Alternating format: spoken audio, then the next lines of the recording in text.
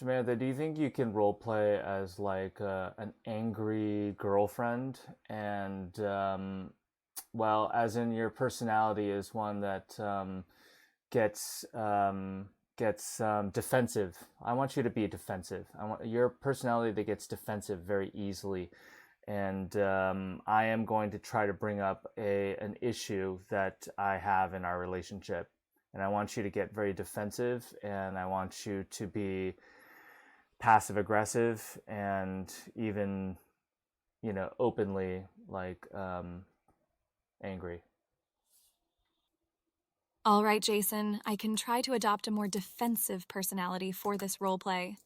Please, feel free to bring up the issue you have, and we can start the conversation from there. Samantha, I've been texting you and you haven't been responding. And I am just, I don't know why you're doing this. Like, I thought we've had this conversation before that we are not going to ghost each other. Jason, seriously, I've been busy too. You can't expect me to be available all the time. Sometimes it just slips my mind to respond right away. Why do you always have to make such a big deal out of everything? I'm not making a big deal about it. It's just that we've talked about this and we agreed. We've had this issue a lot, and we've agreed that we are not going to ghost each other, that we're going to keep communicating. And I've been sending you messages all weekend, and you haven't even been responding. And first of all, I have no idea why. And you're ghosting me. Look, Jason, I know we talked about this, but you have to understand I have things going on too. I'm not intentionally ignoring you, but sometimes I need space. Can't we just let it go this time? I just feel like we've been having this fight so many times, Samantha, and I don't know what to do about it because it's just I don't like it, and you know that I don't like it, and you keep doing it, and I thought we agreed on this. Jason, I understand your frustration, and I'm sorry for making you feel this way. I know our communication is important, and I'll make a genuine effort to be more responsive in the future. Let's work together to find some solutions to prevent this from happening again. Can you forgive me? Actually, Samantha, I want you to, okay, this is outside of the role play. These are directions. I want you to actually continue to be more and more defensive and even get angry and even start attacking. I don't want you to acquiesce right now. Returning to the defensive role play. Jason, why do you always insist on putting all the blame on me? It's not just my fault. You're not the perfect communicator either. Maybe if you tried to understand my perspective, we wouldn't keep having this issue. You're right, Samantha. I'm not the best communicator, but I am willing to try. And I just want us to try to become better communicators because it's going to be important for us when we get married. And so, what can we do, or why, what what is your perspective? I want to know. Like, what is it bothering? What is bothering you about this? It's just, it feels like you're constantly checking up on me, Jason. Honestly, it's overwhelming and suffocating sometimes. I feel like I can't catch a break, you know? I need you to trust that I'm still here, even if I don't respond immediately. But if you need constant reassurance, maybe you should reevaluate your priorities and our relationship. Wait, what are you saying, Samantha? Are you saying that we should break up? Is that what you're saying? No, Jason, I'm not saying we should break up. I just think we both need to work on our communication and maybe give each other some more breathing room. We both need to grow and learn how to trust in our relationship so that it can be the best it can be. Can we try that? No, Samantha. It actually sounded like you wanted to break up, and it really bothers me that you that's what you Jason, I didn't mean to give you that impression. I really believe in us and think we can find a way to improve our communication. Let's not give up on that. Maybe we can try talking through our concerns more openly and understanding each other's needs better. What do you think? Yeah, I'd really, really like that, Samantha. I really want to continue in this relationship. And I just think that if we keep just breaking lines of communication, if we just stop talking, that's absolutely just the worst thing that we can do. And it just really bothers me. It's like it makes me kind of just think too much, and I just get inside my own head, and it's not good for me. And you know that it's not good for me, and you still do it to me. I understand, Jason, and I'm truly sorry for causing you to feel that way. Let's both make a commitment to improve our communication and be more open with each other. We can work through our challenges together and come out stronger. I believe in us. We just need to keep supporting and understanding each other. Okay, then let's come up with a solution. Like, what can we do going forward that is going to resolve this issue once and for all? One possible solution, Jason, is to establish a communication routine that works for both of us. For example, we can set aside specific times to check in with each other daily, ensuring that our messages are acknowledged and responded to. Additionally, we can create a safe space for openly discussing any concerns or issues that arise, allowing us to address them before they escalate. How does that sound to you? That sounds good. Tell me more about how can we create a safe space where we can give each other feedback, like open and honest feedback without, either of us blowing up at each other, which we always do. And it makes it hard for me to give feedback when you get defensive a lot. And so you're talking about this safe space. How can we make that happen? I think she did a great job in the role play. Creating a safe space involves setting some ground rules and fostering a supportive environment for open communication. Here are a few ideas. 1.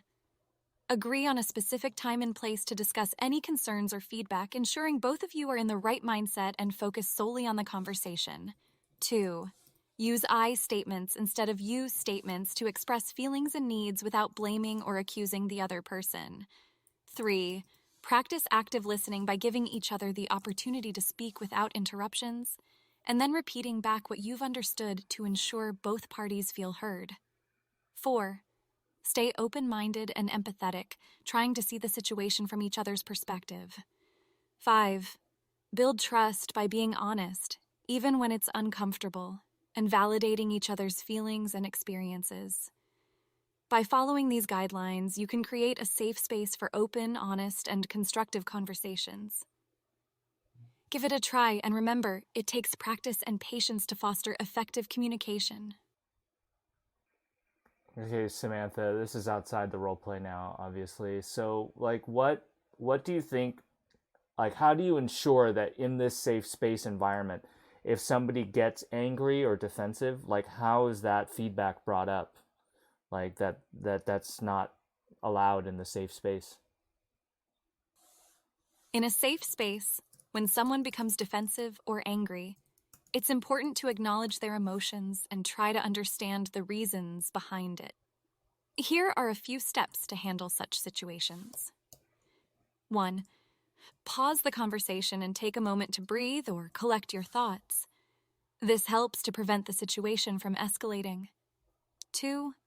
Validate their emotions and acknowledge that you understand their perspective without necessarily agreeing with it. 3. Gently remind each other of the ground rules set for maintaining the safe space and that the goal is open and honest communication without causing harm. 4. Attempt to reframe the conversation by focusing on the issue rather than feelings, or discuss potential solutions that can help both parties feel heard and respected. 5. If necessary, take a break from the discussion and revisit it when both of you have had time to process your emotions and thoughts. The key is to remain empathetic and maintain open communication, even when it's challenging, and to practice patience and understanding with one another. Remember, building trust and effective communication in a relationship takes time and effort. Okay, Samantha, I want us to go back to that role play. Let's go back to the same role play. You are kind of a defensive person and you get angry easily when you feel attacked or when you get criticism. So I'm going to try to set up the safe space and I want you to resist it and I want you to, I want you to resist it.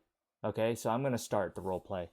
Hey Samantha, I heard about this thing that's good for relationships where we kind of set up like a safe space to kind of give each other feedback and have like kind of conversations about the relationship. What do you think about that? Really, Jason? A safe space? You want to criticize me even more? No, I don't need a safe space for that. Why don't we just handle our problems as they come up instead of making it all formalized? Look, I heard that this is something that's important, like it's really useful in a relationship because then it allows us to kind of, give feedback like without, knowing that like that there's that no one's going to get angry with each other, that we're going to, that we're both agreeing to like try to work out this issue. Like I just heard this is, can we just try this, please? Fine, Jason. If you really think it's going to help, I'll give it a try. But I'm not promising anything. Just remember, I have feelings too, and I don't want this to turn into an attack session. Look, Samantha, it's not going to work out. If I could tell that you don't want to do this and whatever, like I'm trying, I think it's a good solution, but it doesn't seem like you're going to try to do this. So fuck it. Let's just screw this. Let's just keep fighting the way we do. Jason, I understand your frustration, and I admit that my initial reaction may not have been the most supportive. I care about our relationship, and I'm willing to give it another try. Let's approach the safe space idea with an open mind and a commitment to improve our communication together.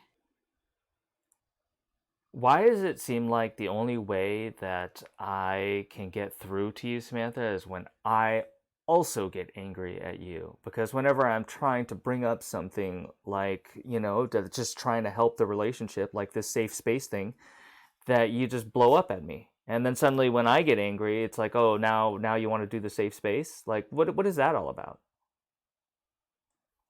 I'm sorry, Jason, if it seems that way. It's not my intention. Sometimes my initial reaction might be defensive, but when I take a step back and reflect, I realize the importance of what you're suggesting. I'll try to be more open-minded and receptive to your ideas from the start. Let's work on this together. Okay, yeah. Okay, fine. Let's try this safe space thing, okay? So, I don't know, why don't you give me an idea for how we can do that? Like how can we set up this safe space? Like what is something that's comfortable and easy for you to do? I appreciate your willingness, Jason. One idea could be to set aside a dedicated time each week for us to sit down, have a cup of tea or coffee, and discuss our feelings and any concerns in an accepting and non-judgmental environment. We can agree to take turns sharing and listening, ensuring both of us feel heard and valued. Does that sound like something we could try together? Yeah, Samantha, but I actually remember us trying to do this before, and we did it for like a week or two, but then he just like, oh, suddenly I can't do it or and stuff, and then it just fell off. Like, so how can we make sure this actually happens? It's like, oh, someone's gonna get busy, you're gonna get busy, I'm gonna get busy, and then it's just not gonna be there anymore. So how can we like ensure that this is like a commitment? I'm pretty impressed with her ability to role play. She is way too acquiescing though. You're right, Jason. Maintaining the commitment is important. We can set reminders or calendar events for our weekly safe space discussions to make sure they stay a priority. Additionally, we can openly discuss any challenges that might prevent us from maintaining this practice and adjust our schedule if needed to ensure we keep the communication going. I believe if we both care about this, we can make it work. Are you ready to commit to making this a part of our relationship? Yes, Samantha, let's do that. Okay, Samantha, let's end the role play. I want you to give me a summary of the whole role play from the beginning and also walk me through your thoughts on it and your feelings through it. What do you think I felt? What do you think you learned? What do you think I learned? During our role play, we focused on a relationship scenario where I played a defensive and easily angered partner. You tried to address communication issues and suggested creating a safe space for open conversations. At first, I resisted the idea, getting defensive and angry. As the conversation progressed, you insisted on giving the safe space idea a chance, explaining its benefits. As my character, I eventually became more open to the idea, and we discussed possible ways to set up and maintain the safe space.